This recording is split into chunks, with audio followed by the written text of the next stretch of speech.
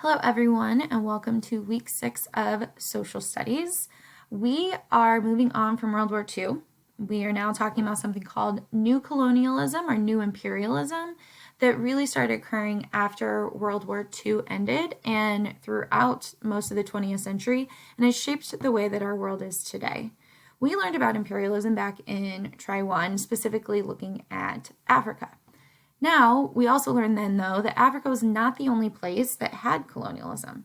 We learned that Asia also experienced imperialism. We learned South America and then Central America as well.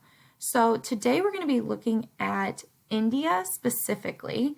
India was under the British rule for quite a while.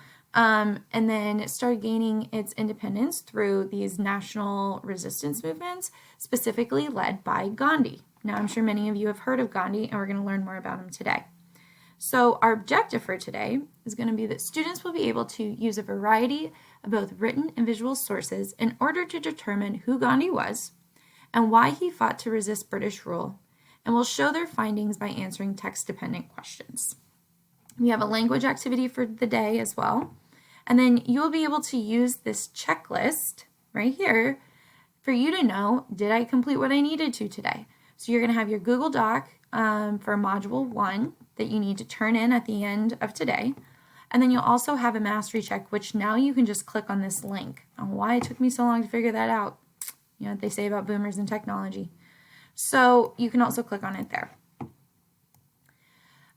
So your do now for today is going to be analyzing these two images here.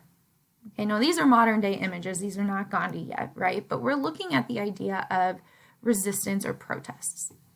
So there are two questions for your do now that you're going to answer after analyzing these.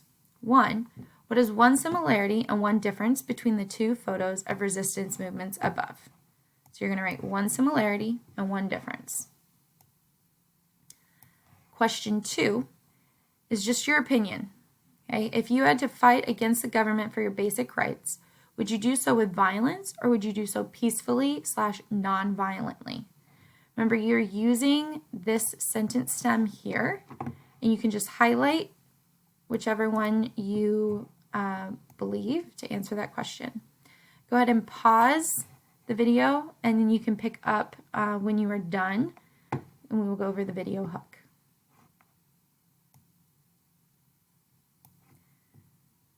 All right, so you should have just finished your do now. For the video hook, you're going to watch the video below and answer the question. So you're going to click on this video right here, and it's called Violent Clash at White Nationalist Rally. Remember, if you cannot view the video, you still need to view it somehow, either that's in Internet Explorer, that is on your phone, or that is coming to me and telling me in Teams so that you and I can watch it together. Fourth option, and the best option, is to come to class and watch it in class with everyone else. Also, when you come to class, you don't have to do this outside, and you get it done in less than an hour. So, wins all around. So you're going to watch that video and then answer these two questions. What actions were protesters taking in the video? Basically, what were the protesters in the video doing to get their point across? And then, do you think that anyone who went to that protest changed their beliefs and agreed with the opposite side? Why or why not? And this video was actually done. It was taken in 2017 when there were protesters who were fighting about removing a statue of a racist Civil War leader. This protest actually, well, you'll see. You'll see. We could talk about it when you're done. So go ahead and stop the video so you can watch, or stop my video so you can watch this video.